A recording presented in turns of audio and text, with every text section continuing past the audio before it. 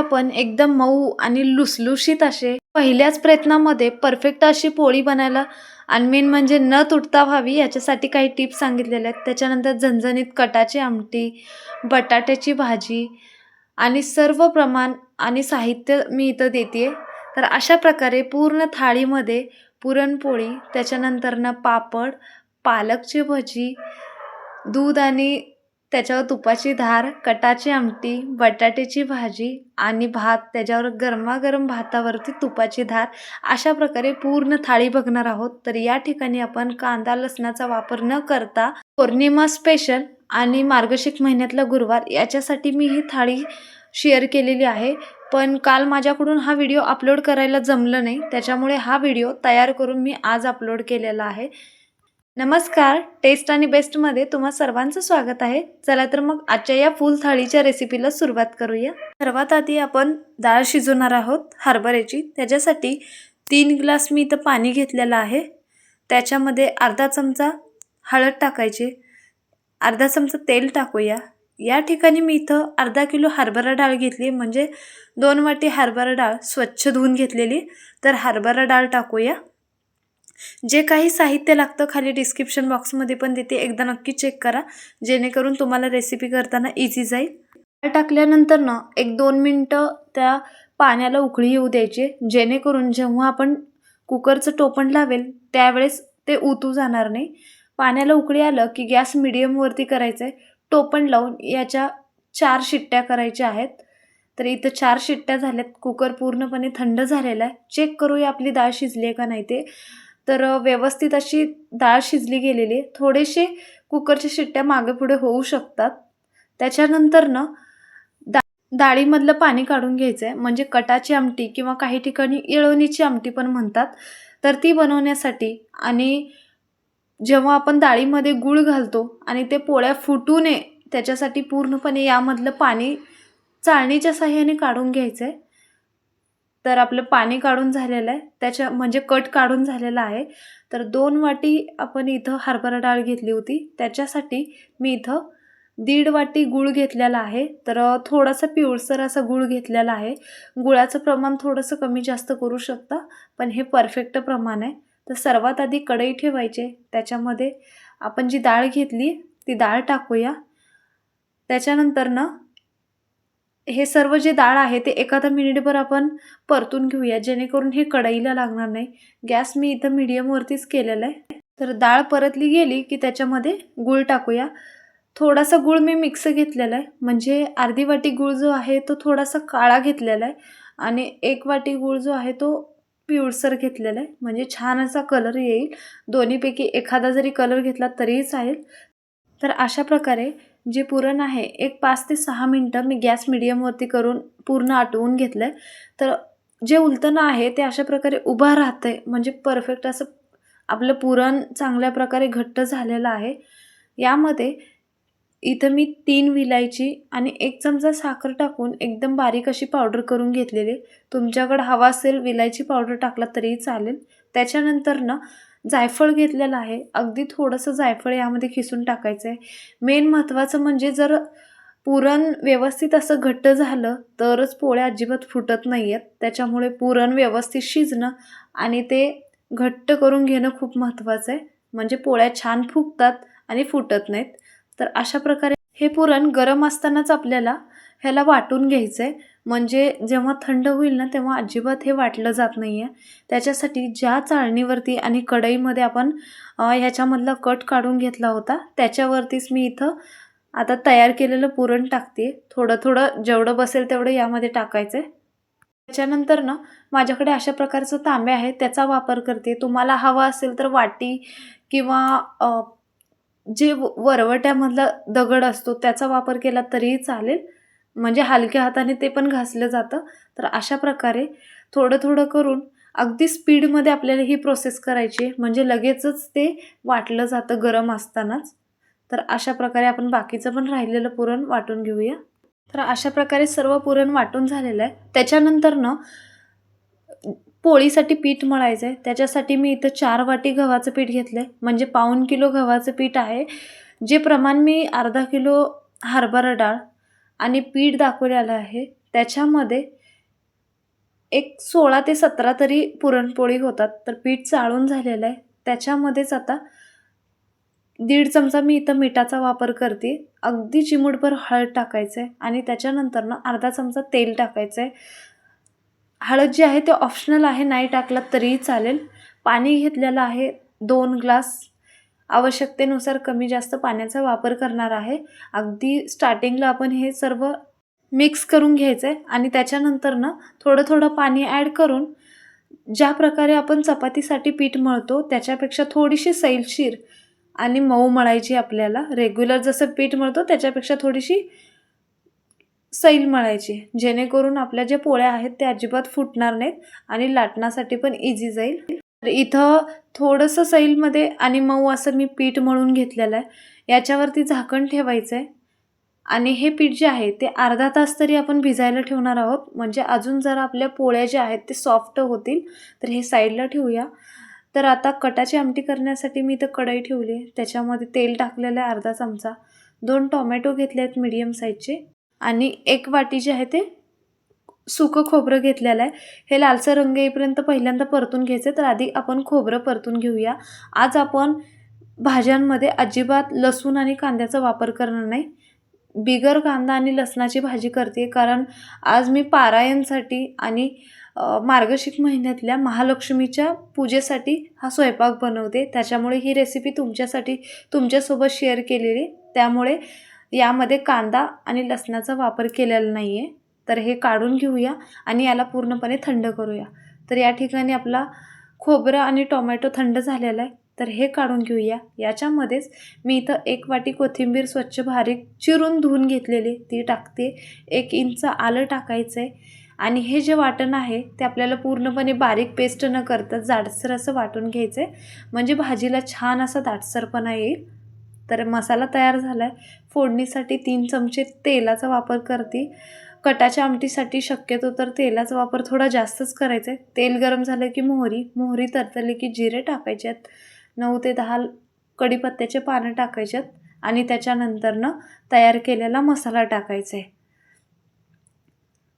तर या ठिकाणी मसाला एखादा मिनिटभर परतून घेऊया, म्हणजे कढईला अजिबात ते लागणार नाही आहे. मसाला परतून झाला आहे. 2 चमचे काळा तिखटाचा वापर केलेला आहे. चवीपुरतं मीठ टाकायचं आहे. स्टार्टिंगला 1 चमचा टाकलेला आहे मी. हळद टाकूया चिमूटभर. मिठाचं प्रमाण आपण नंतरनं कटावरून ठरवणार आहे की किती याचा वापर करणार आहे. तर मी स्टार्टिंगला 1 चमचा टाकला आहे.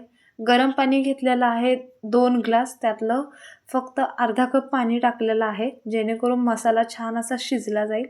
तर पाणी टाकल्यानंतरनं एखादा मिनिटभर मीडियम गॅस करून हा मसाला आपण शिजवून घेतला आहे.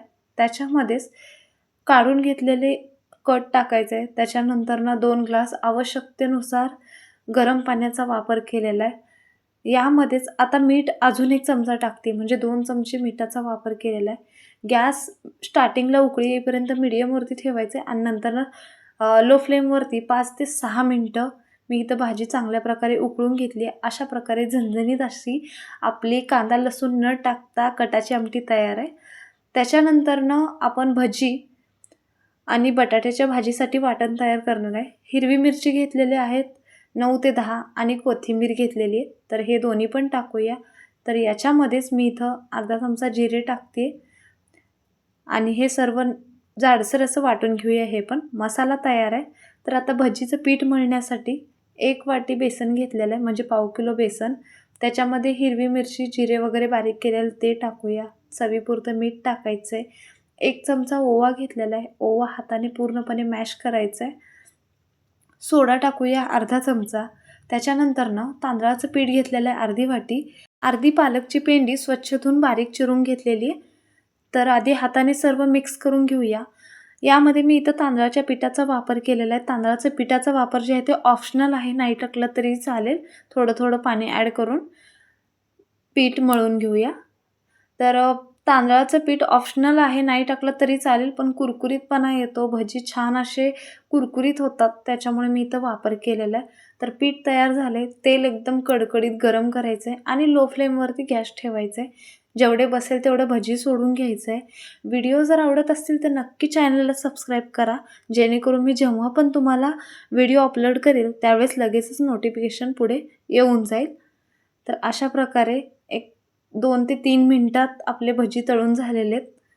तर हे काढून घेऊया आणि अशा प्रकारेच राहिलेले सर्व भजी मी इथं तळून घेते. तर आपले भजी तळून झालेले आहेत. त्याच्यानंतरनं पापड तळून घ्यायचे आहेत. आज मी पूर्ण थाळीच्या रेसिपीचा व्हिडिओ अपलोड केलेला आहे. खास करून पौर्णिमा आणि गुरुवार दोन्ही पण. तर राहिलेले सर्व पापड आपण सेम याच प्रकारे तळून घेऊया. या ठिकाणी आपले जे पापड आहेत ते तळून झालेले आहेत. तर आता बटाट्याची भाजी करण्यासाठी मी इथं 4 मोठ्या साईजचे बटाटे घेतलेत, म्हणजे अर्धा किलो बटाटे आहेत. कुकर घेतलेला आहे. त्याच्यामध्ये सर्वात आधी 3 ग्लास पाणी टाकूया बटाटे शिजवण्यासाठी. बटाटेमधून अशा प्रकारे चिरून घ्यायचेत, म्हणजे 2 भाग करायचेत आणि हे आपण शिजायला ठेवणार आहोत. तर या ठिकाणी बटाटे चिरून झालेत. टोपण लावूया आणि याचे मीडियम गॅस करून फक्त 2 शिट्ट्या करायच्यात. तर इथं मी 2 शिट्ट्या करून घेतल्यात. कुकर थंड झालेला आहे. तर चेक करूया आपले बटाटे शिजलेत का नाही ते. तर वरूनच दिसतंय की हे आपले बटाटे शिजले गेलेले आहेत. तर हे थंड करून घेऊया. तर हे थंड करून वरचे मी साल काढून घेतलेले आहेत. तर अशा प्रकारे थोडेसे मीडियममध्ये मी इथं चिरून घेतलेले आहेत. तर आता फोडणीसाठी ज्यामध्ये भजी आणि पापड तळलेत त्याच कढईमध्ये मी इथं 1.5 चमचा तेल घेतलेलं आहे. तेल गरम झाले की मोहरी तडतडली की कढीपत्ता टाकायचा आहे, जिरे टाकायच्यात आणि त्यामध्ये बारीक केलेलं आपण हिरवी मिरची, कोथिंबीर आणि जिरे याचं वाटण केलेलं होतं ते टाकणार आहोत. हळद टाकूया अर्धा चमचा, चवीपुरतं मीठ टाकायचं आहे आणि एखादा मिनिटभर हे परतून घेऊया, जेणेकरून याचा कच्चापणा जाईल. तर मसाला परतला गेला की गॅस लो फ्लेमवरतीच ठेवायचा आहे आणि त्यामध्ये हे बटाटे टाकून घेऊया. याच्याऐवजी तुम्ही वांग्याच्या भाजीचा सुद्धा वापर करू शकता किंवा ऑप्शन आहे तुमच्या आवडीनुसार कोणत्याही भाजीचा वापर करू शकता, पण मी इथं बटाट्याची भाजी करून दाखवली.